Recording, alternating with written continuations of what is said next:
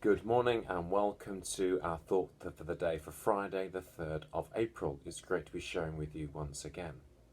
And today we're going to be looking at Psalm 62 and verses 1 and verse 5.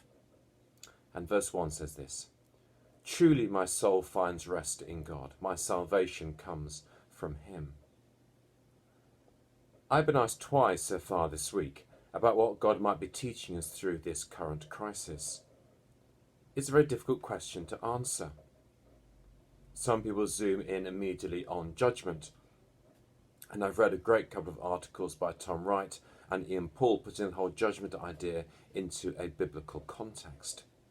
Is God judging us? People are asking. Others focus on opportunity, and especially the opportunity to preach the gospel and to spread the gospel, reminding people of the fragility of culture, as well as pointing people to a firmer foundation in Jesus Christ. God is calling us to mission, they say. Others see this as an opportunity to demonstrate the love of Christ, especially in support of our neighbour, especially those who are isolated or feeling vulnerable at this time. We support through acts of generosity and kindness.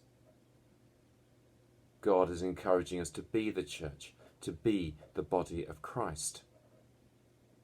But what is God really saying to us at these times? Well, of course, there may be some truth in all of these suggestions. But what is God really saying to us? Well, it's a very difficult question to answer. But one of the things I've noticed when we went into effective lockdown about 10 days ago was that our activity didn't decrease, it increased. We maintained what we were doing. We continued to keep the show on the road with online services, pastoral care, Zoom meetings about this, that and the other, filling up our time to the brim. Now, of course, all of us in whatever sphere we operate in are adjusting to a new normal, and therefore increased activity is to be expected at this time. We're trying to keep everything going. We have difficult decisions to make, and as I'm sure we know, this time is exhausting for many people.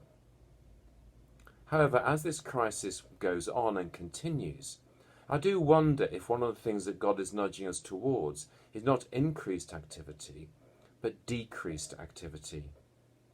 Taking the opportunity to take time, to slow down, to take care, to take our daily exercise, to be attentive to him and to be attentive to others as well. Discerning what is really important in our lives. I sense that increased activity or maintaining activity can sometimes be a merely covering up of attending to who we really are, of asking deep questions of ourselves, to discover where we find our true meaning, identity and purpose. In the midst of increased anxiety and tension, the psalmist asserts his faith in God to protect him.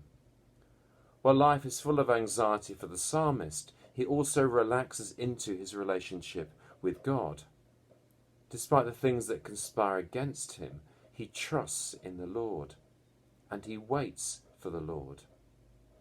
Truly my soul finds rest in God, my salvation comes from him.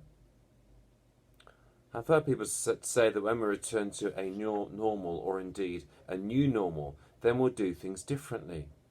And of course that may well be true. We'll have learnt lessons from this time of crisis. However, I wonder how long it will be before we fill up our lives with even more frenetic activity. We cover up our lives with stuff all the time. One of the things we can learn from this crisis, I think, is to be more attentive to God and say with the psalmist in verse 5, "Yes, my soul finds rest in God. My hope comes from him."